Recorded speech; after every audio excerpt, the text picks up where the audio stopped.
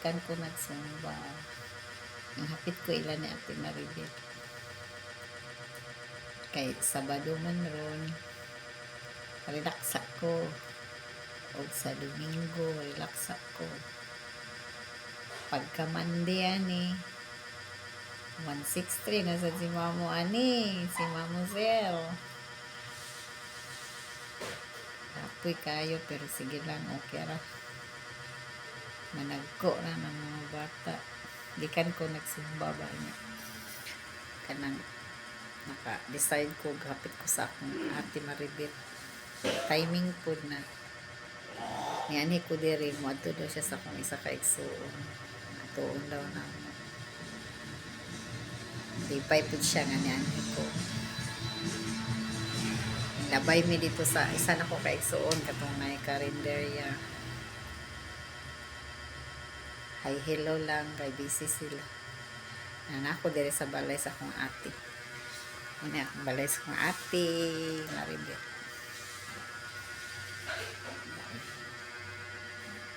Hapit ko, okay. Wala man taroy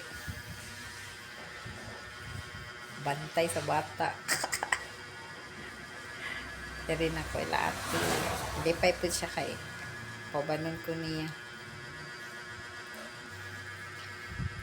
Naka-relax ako sa bata.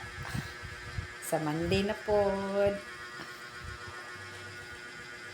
Anak lang kita. Life must go on. Laban lang. Always laban habang may buhay.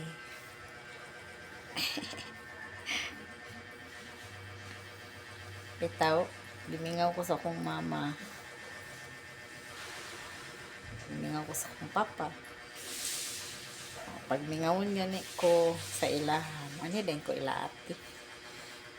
Sa istorya dayon.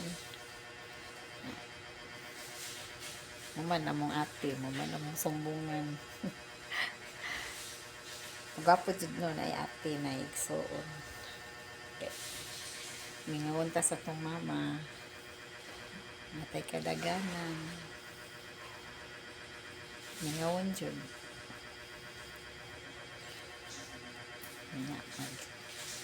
Ang akong lingaw, magsumba-sumba gud ko ani.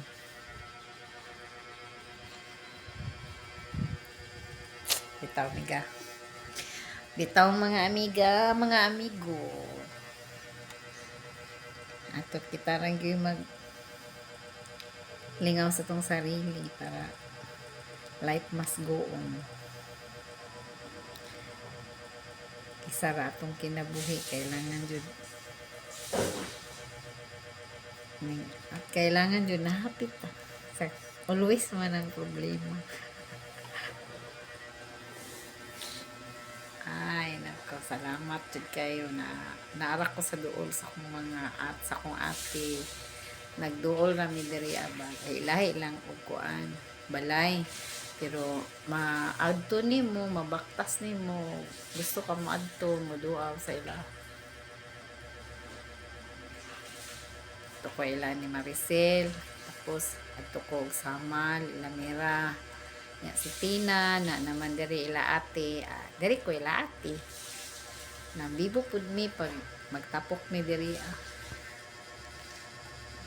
Ya, ako gikan ko nagsumba karon gipangita na ko sa ako ang mga sakop sa balay. Asa naman to si mama? Asa naman to si Lizel? Wa pa man ka uli. Mao lang to. Bye!